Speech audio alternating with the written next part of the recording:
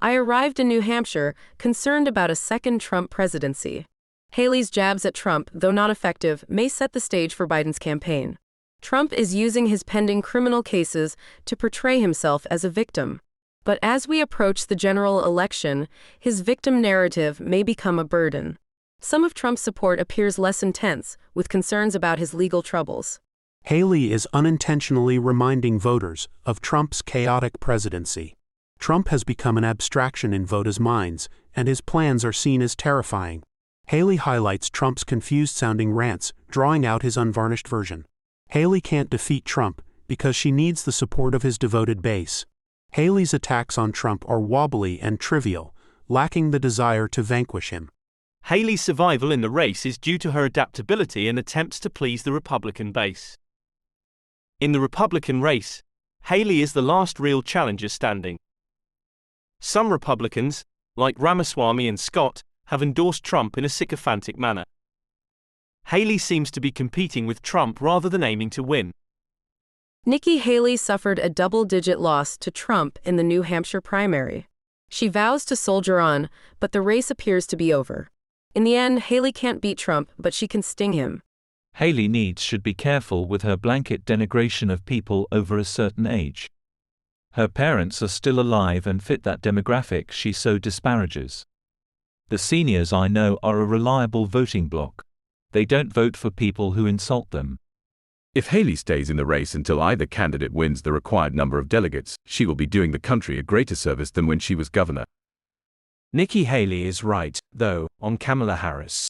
The idea of a President Harris, if God forbid, our 80-plus-year-old president should be incapacitated, scares most Americans.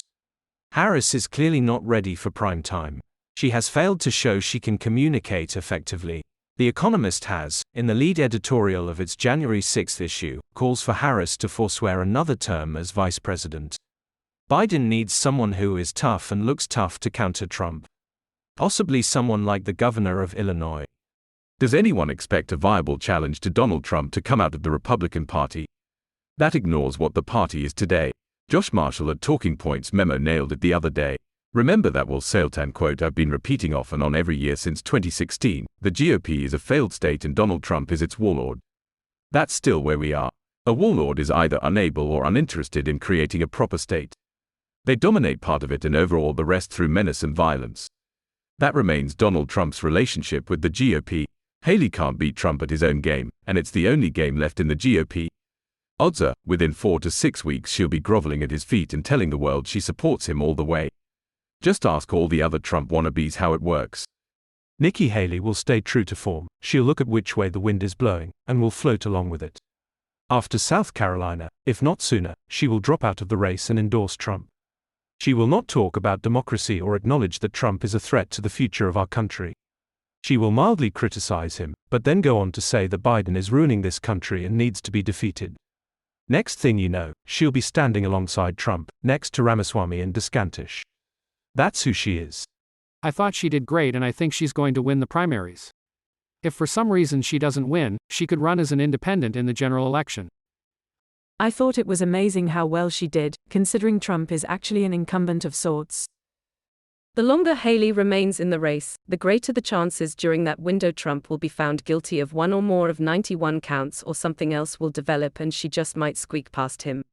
I'm guessing that's what she's thinking and gambling on, because really, that's all there is in the upside-down world of the GOP. Haley would do the nation a great service if she sacrificed her political future and spent the next 4 months bashing and mocking Trump. Then she can leave politics and work as an accountant or other honorable profession. Haley staying in the race forces the Trump campaign to spend more money on the primaries. Hopefully the small donations from Trumpers will run dry by August. The longer Haley remains in the race, the more time and money Trump will have to spend to battle her in addition to Biden. As evidenced by Biden's speech to the wildly supportive UAW, Biden has finally taken the gloves off. During his speech, Biden listed many accomplishments which translated to better living for the union workers and compared them to Trump's many failures. Quite frankly, I doubt Trump can emotionally survive a political war on two fronts. His speech after NH was telling. This is a broken man, probably running out of money, about to be barred from ever doing business in NY again. At 77 and extremely overweight, Trump does not have the stamina to survive such a challenging environment. The Republican Party is playing with fire. The longer they stick with endorsing Trump, the bigger their loss will be, not just for the presidency, but also the House. Trump has no chance of winning the presidency again. None. In the meantime, he stands indicted on 94 felony counts. The smiling boy may be gallivanting around the country right now, but by summer at least one of these trials will progress, and by election he will most likely be convicted. Then what will the party look like? The GOP risks giving everything away by sticking with a loser.